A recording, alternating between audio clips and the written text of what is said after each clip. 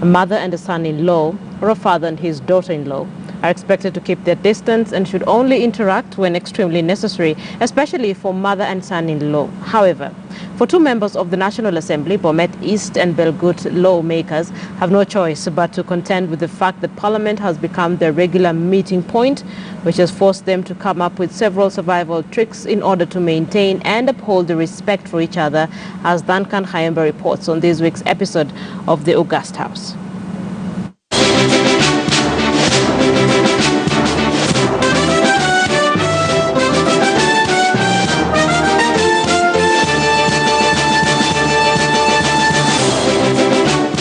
It is in the National Assembly that we come across two unique members belonging to the same Jubilee political party with family ties of a mother and her son-in-law.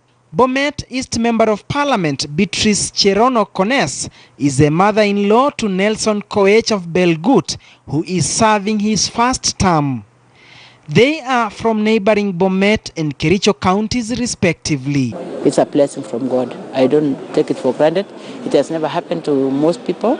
So I want to say that I enjoy being in Parliament with my son-in-law. We don't interact so much, but I have to keep my distance because, you know, especially in our Kalenjin culture, that we don't interact so much. Being typical Africans, traditional values are of great deal for both of them. Being a mother-in-law, it is very tricky. I mean, especially from my position as a traditional Kalenjin man, we tend to have so much respect to our mother-in-laws more than any other person in our close family. And so much so that even in the Kalenjin, in the Kipsigis tradition, it is not even allowed to visit your mother-in-law quite often. It should actually be something of a year or when there is a function. But for my case, it is different. I have to bump into her in Parliament literally when there is session. Owing to this extraordinary occurrence, the two have found themselves in awkward situations while on official parliamentary duties, for instance, retreats or workshops, as Belgut legislator and the son-in-law explains. Many times, even when we go for retreats, I've gone to an extent of requesting the clerk of the National Assembly to book me in a different hotel with my mother-in-law, not because of any mischief that any of us will be up to, but just because of that respect that I also want to give her space outside Parliament. But within Parliament, we've operated very well. I mean, I contribute on the floor of the House. She does the same. We are in the same WhatsApp group. People share jokes, sometimes even very funny jokes that I wouldn't entertain in any other fora with my mother-in-law, but we still have to accommodate each other on that forum. So that has been my situation. It is a difficult one, but manageable. From the things, it is the youthful son-in-law who is under pressure to ensure their high-level respect, both outside and inside Parliament precincts, is maintained. When we meet, I normally greet him and I have to do it with both hands because he's my son-in-law. You know, with the Kalenjin, we take them with high esteem because a son-in-law is somebody whom you greet with respect, and I give him the due respect. Sometimes when I know that I'm going to make an extremely crazy statement, I have had to use the female members of Parliament to have her at least stay out for a moment as I prosecute my case in the craziest way I will want to do.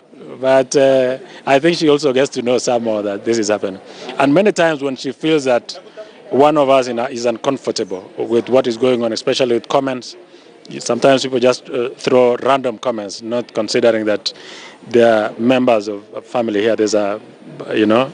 Apparently, it is the Kericho County Woman Representative Florence Kosgei whose services are enlisted to ensure that these two in-laws do not run into each other unnecessarily. If I find that she is in the tea area, I will avoid the tea area and go to a different place.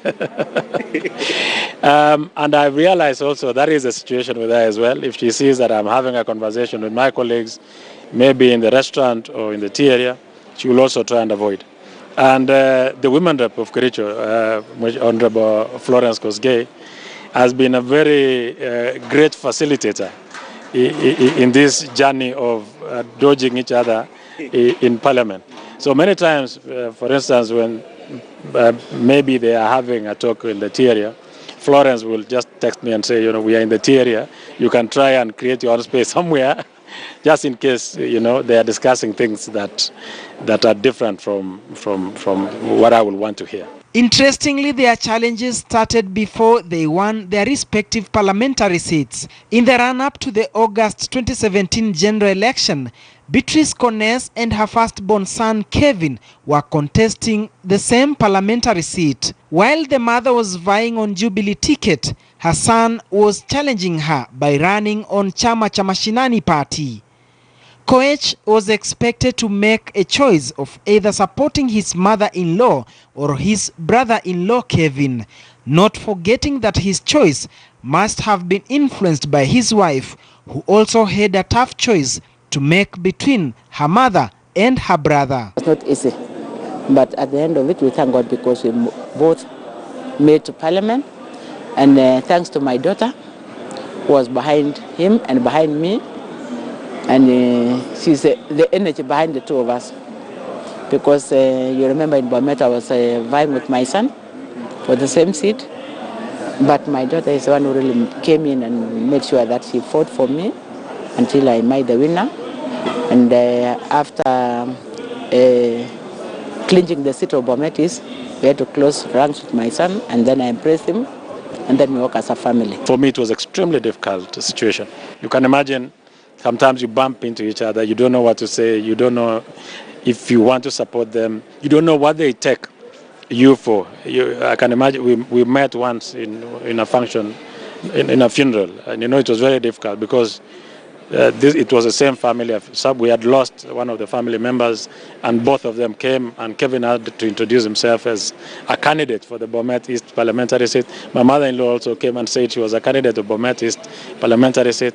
So that situation puts me in an extremely difficult position. Coincidentally, Belgut constituency is where Beatrice Koness hails from, so essentially her relatives are represented in the National Assembly by her son-in-law. Duncan Hemba, KTN News.